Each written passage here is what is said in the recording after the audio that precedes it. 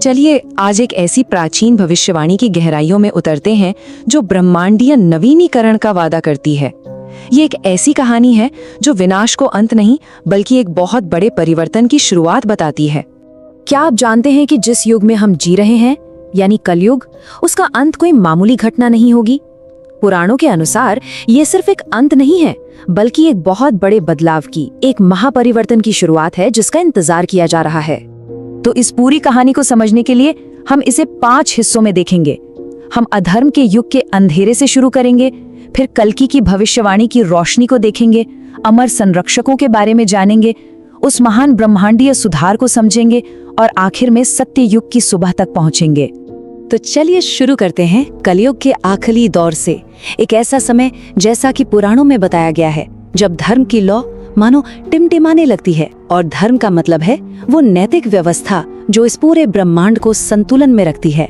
पुराने ग्रंथ जो तस्वीर दिखाते हैं वो सिर्फ बाहरी उथल पुथल की नहीं है, ये एक गहरी, कह सकते हैं एक आध्यात्मिक बीमारी की बात करते हैं, जहाँ समाज का, प्रकृति का हर ताना बाना बिखरने लगता है।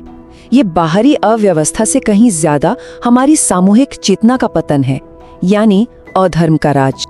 लेकिन इसी घने अंधेरे के बीच से उम्मीद की एक किरण निकलती है, एक भविष्यवाणी जो इस बिगड़े हुए ब्रह्मांडीय संतुलन को फिर से ठीक करने का वादा करती है।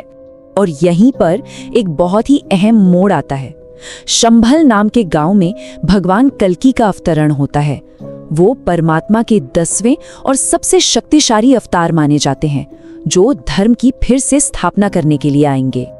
देखिए, कल्कि सिर्फ एक योद्धा नहीं है, वो तो उस ब्रह्मांडीय शक्ति का रूप है जो संतुलन वापस लाती है। उनका काम सिर्फ दुष्टों का संहार करना नहीं, बल्कि धर्म के असली सार को, उसकी आत्मा को फिर से जीवित करना है। और एक बहुत जरूरी बात, धर्म को फिर से स्थापित करने का ये इतना बड़ा काम भगवान कल्कि अकेले नहीं करेंगे। ब्रह्मांड की व्यवस्था में हर बड़ी योजना सामूहिक होती है। सोचिए, हजारों सालों से 7 अमर योद्धा, जिन्हें हम चिरंजीवी कहते हैं, वो हिमालय की गुफाओं और दूसरी गुप्त जगहों में छिपे हुए थे, बस इसी एक दिन का, इसी एक पल का इंतजार कर रहे थे। और ये हैं वो 7 चिरंजीवी: हनुमान, परशुराम, अश्वत्थामा, राजा बलि, विभीषण, कृपाचार्य और वेदव्यास। ये सिर्फ नाम नहीं है, इनमें से हर एक धर्म, अनुशासन और भक्ति के एक ऐसे पहलू का प्रतीक है जो समय से परे है, जो कभी नष्ट नहीं होता।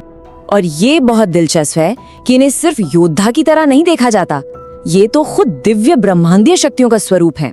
जैसे अश्वत्थामा, वो महाकाल यानी समय की विनाशकारी शक्ति का प्रतीक है, तो वहीं हनुमान अटूट भक्ति और रुद्र की शक्ति का। तो अब हम कहानी के उस हिस्से में पहुंचते हैं जहां ये सारी दिव्य शक्तियां एक साथ आती हैं और अधर्म के खिलाफ एक महासंग्राम छिड़ जाता है। भविष्यवाणी में एक ऐसे युद्ध का जिक्र है जिसकी कल्पना करना भी मुश्किल है, जिससे धरती कांप उठेगी और आसमान हिल जाएगा। लेकिन ये लड़ाई सिर्फ जमीन पर नहीं बल्कि चेतना के धरातल पर भी लड़ी जाएगी। और यही इस पूरी कहानी का सार है। ये जो महायुद्ध है, ये असल में एक प्रतीक है एक आध्यात्मिक शुद्धिकरण का। ये वो जरूरी आग है जो सारी अशुद्धियों को जलाकर दुनिया को उसके मूल स्वरूप में, उसकी अच्छाई में वापस लौटा देगी। तो ये समझना जरूरी है कि ये जो विनाश हो रहा है वो अंत नहीं है, बल्कि एक नई शुरुआत के लिए रास्ता बनाना है। ये उस अंधेरे को हटाने जैसा है जो रोशनी को रोके हुए है। और यही तो असली मंजिल है, अधर्म का पूरी तरह से खत्म होना, ताकि सत्य के एक नए युग यानी सतयुग का सूरज उग सके। उस उथल पुथल से ही एक नई और बेहतर व्यवस्था का जन्म होता है। तो ये पूरी कहानी डर की नहीं बल्कि उम्मीद की है। ये ब्रह्मांड के उस चक्र की कहानी है जो संतुलन को वापस लाता है। ये हमें सिखाती है कि कैसे क्षय के अंधकार से निकलकर नवीनीकरण के उजाले तक पहुंचा जाता है।